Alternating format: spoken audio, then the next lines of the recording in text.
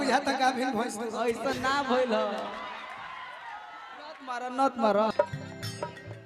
भाई है बाकी अभियो मजा नहीं है तेवर है बलात्कारी बाबा टाइप लग रहे हैं। का रुको बाकी अभियो मजा नहीं है धइलू है तू हो जा ना अब हमनी का जा तू होने जा तू पीछे से ओ भाई अरे यार ए अच्छा मजा होता कि ना दोस्त भैया ए हां दौड़ के आई तू खड़ा हमने के दोनों आदमी आई बीच में रही हम हां तू बीच में रह तू होने घूम होने यार जेने मन करे ना घूम जा ना जाते ओनिए रह ठीक बाबू भाई हां ई बर्दाश्त हो जे बर्दाश्त ना हो ना भाई हमार खत्म हो जाई यही तरी बिल्डिंग पेंट पट्टी कर लिया अगर न मिलते इस जीवन में लेते जन्म दोबारा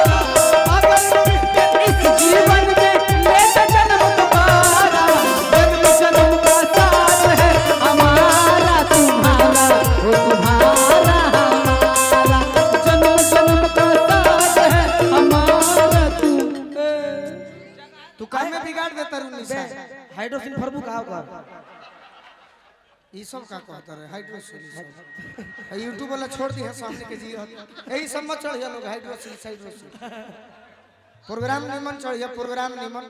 एकरा के भाई आगर कर तनी काट के आहा हा तहर बियाह हो जाए ओह कैसे रही कैसे रही रे निशा नीचे कर बेटी पतोह के लू लक्षण सीख हां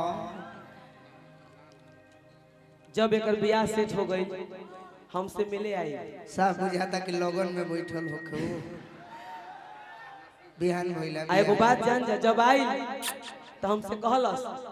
कि हमार शादी सेट हो गई बा हम अब चल जाई लेकिन हम कहनी कि जाई है मनाव जा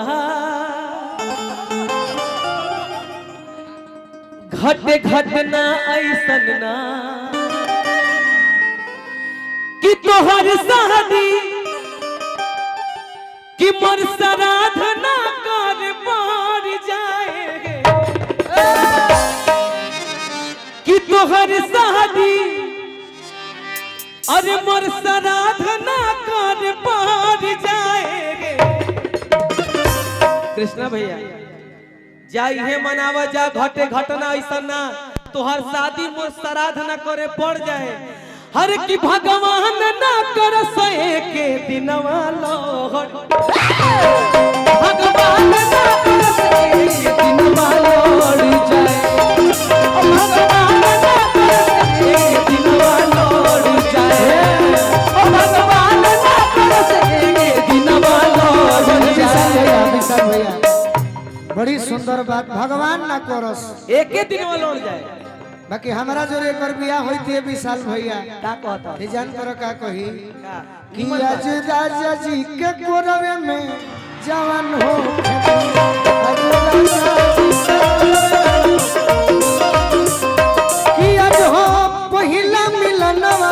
मिलल सजनी के सजनवा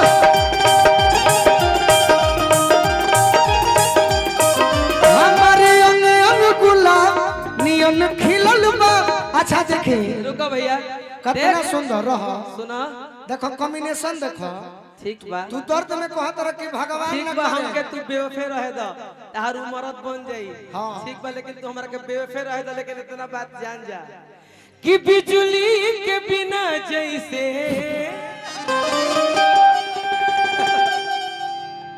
तार बा बेकार हो अरे कि ओ सही जिंदगी अबा तोहरा बिन हमार हो उ ठीक बा उ कहता कि आज राजा जी के कोरोना में बिहान होके दे लेकिन हम कहता नहीं कि हम न चाहब कोनो न पड़ाई तरवार ही जाए हम न चाहब कोनो